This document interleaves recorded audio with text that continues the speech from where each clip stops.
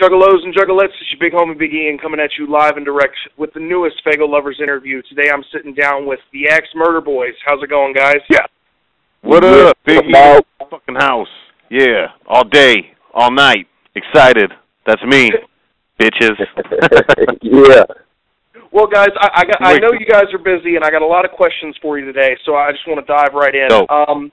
Obviously, most important topic of the day is the new album, Garcia Brothers, out now. Yes. And so let's dive into the album a little bit. Tell us a little bit about, you know, some of the energy that went into recording this, some of the mindset, when y'all started recording it. Just tell us a little bit about the Garcia Brothers. We started recording the first version of the Garcia Brothers, in 2010, I think. Which was a little bit after our other album, God's Hand, came out. And then that ended up turning into a mixtape that we put out when we were on our own for a little bit there. And then we were on the road for like a year and a half, you know what I'm saying? Then we made it again. Then we got in the studio and started making some new shit again, and that ended up turning into Body in the Hole EP. Or some shit. I think I have that reversed in timeline, but either way, that's what happened over these last few years as far as what we've been doing in the studio, you know, trying to make this record. And finally, a few months back, or actually it was in 2013, sometime before the Gathering, right, Bones? Yeah, it was a little before the Gathering. Pretty much the what tour was that? We were on tour when we first decided it, you know what I'm saying? My timeline is all tumbled up. It was the Mighty Death Pop tour. Yep, that was it. And that's when we decided we were going to come back to the Lotus Pod and record it, start again and make this record again.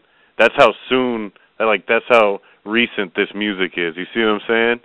Right. Everything that's on the album now is super recent, you know what I'm saying? We wanted to start from anew, you know what I'm saying? Start from the very beginning, from scratch, and make all new shit, because we evolved so fucking fast, you know what I'm saying? We're totally different now than we were in 2009 or 10 or whenever it was, you know what I'm saying? So, it was a long time ago. And that actually brings me to my next question. Is there anything about the Garcia Brothers that you think sets it apart from other releases, other of your releases in the past? Yeah, it's the updated version of A and B, you know what I'm saying? We kind of finally are starting to find our sound, where we mix that singing and that harmony shit with that fast rapping and real kind of current beats. You know, you listen to our beats and it sounds a lot kind of like what's going on in like some of the more current hip hop, like, you know, like fucking all them dudes from Top Dog Entertainment, and you know, like all the new shit, like Yellow Wolf and Ritz and all that, like all the really dope new shit. It's like this is kind of our version of that, you know, because we still do the wicked shit. So it's like an updated, it's like an up to date wicked shit. This one is, you know.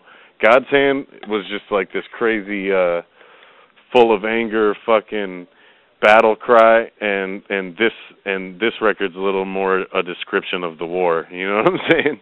Right, straight up. Just like Body in the Hole too. You know what I'm saying? That was technically supposed to have songs taken from the Garcia Brothers, but we're so much more evolved now that we wanted to start from scratch. You know what I'm saying? All the new shit.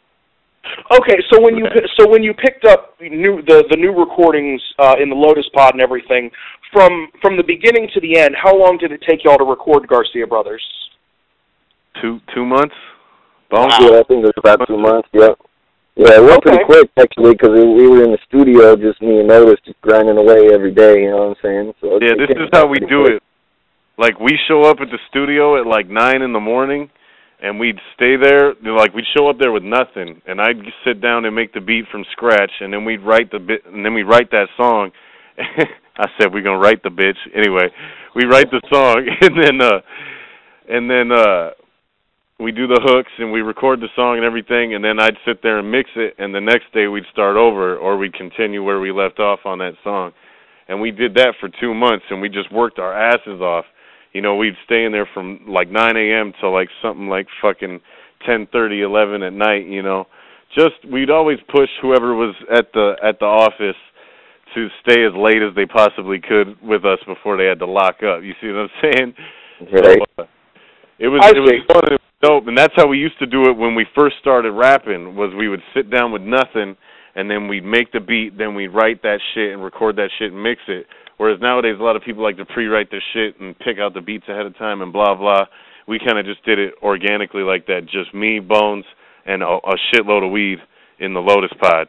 You know what I'm saying? Okay, guys. So with this new album that's come out, do you guys have any touring plan to support this release? Yeah, shit, yeah, brother. Overselling it. Yeah, we got the Family Remains Eternal tour coming up. It's going down right after the JCW tour. It starts off on May 26th in Denver, Colorado at Herman's Hideaway, and it's still booking, but right now it runs all the way through June.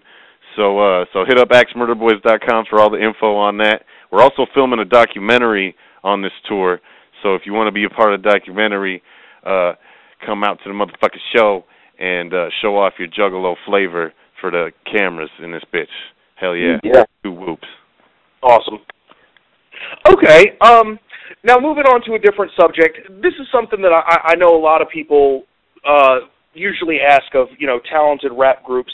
Do either of you have any interest in doing, a solo album in the future? Yeah. Oh, yeah. Yeah, for sure, man. Yeah, definitely. Otis came out with the Young Wicked mixtape a little while back, and he does have plans on doing another one for sure. And I definitely got one coming up too for sure. We just gotta get that shit is that something that's just sort of an idea at this point, or do y'all have any specific plans to move forward with those solo releases? We're gonna do it no matter what. It's an idea that we're gonna follow through all the way, but we don't have any sort of release dates or anything like that. We don't know if they're just gonna be for free or if they're gonna be like extra hookups on tour, or if we're going to try to push them all the way through Psychopathic and out to the Juggalos that way, you see what I'm saying? But we do know that music, that solo music, will be created on both our ends and put out. Who knows, maybe we'll even do an album like Outkast, where half of it's him and half of it's me, you know what I'm saying? Right. But it is going to go down, but nothing is set in stone. Like, yeah, nothing's fucking solid as far as releases or, you know what I mean? Time-wise, I have no fucking clue with that one. I gotcha. Well, one of the other things I wanted to ask, and something that I know that a lot of Juggalos have been curious about regarding you guys, can you tell us a little bit about what happened the last time you guys left Psychopathic, and then sort of what happened after that led to you guys coming back again this last time? Yeah, for a second there, I was like, damn, what did happen the last time? Because we're always coming and going.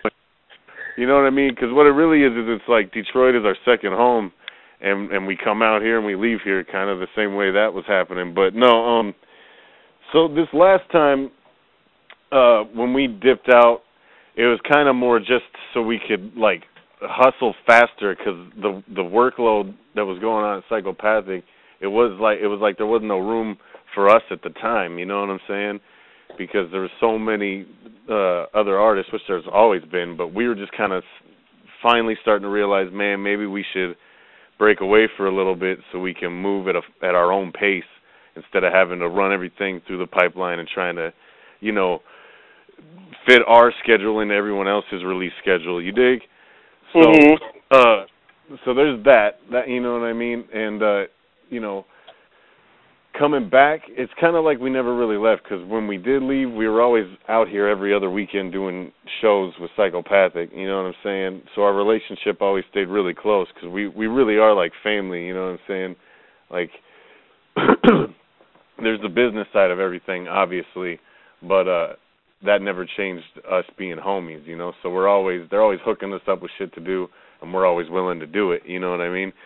And fast forward, that to that Mighty Death Pop tour, and that's when we really sat down and seriously talked about putting the record out with Psychopathic, when it was us and ICP on the tour bus together, and we could just, chilling on the tour bus, cracking jokes, being, fucking retarded, you know what I'm saying? In that kind of close quarters for that long time, you start you know, coming up with ideas and plans and schemes, and we just came up with a dope plan to put this Garcia Brothers out, and that's what happened. And that bitch hit Billboard, even though it wasn't even in stores. Wow! All right, guys. Well, I think that's all the questions I got for you right now. Is there anything else you'd like to say to all the juggalos and juggalettes listening to this now? Bones, you go ahead, because I know I got something to say, but I'll let you go first. Well, for sure. Yeah, fucking, whoop, whoop, much love and all that shit, you know what I'm saying? Fucking, we always got love for the lows and nets, and look out for our tour coming up in late May, going through June, maybe a little into July. The Family Remains Eternal tour. Check us out on the JCW tour coming up. Road to the Gathering. We're also going to be at the Gathering main stage and shit. It's going down big time. Axe Murder all day, you know what I'm saying? Yeah. I'm high as shit, my bad.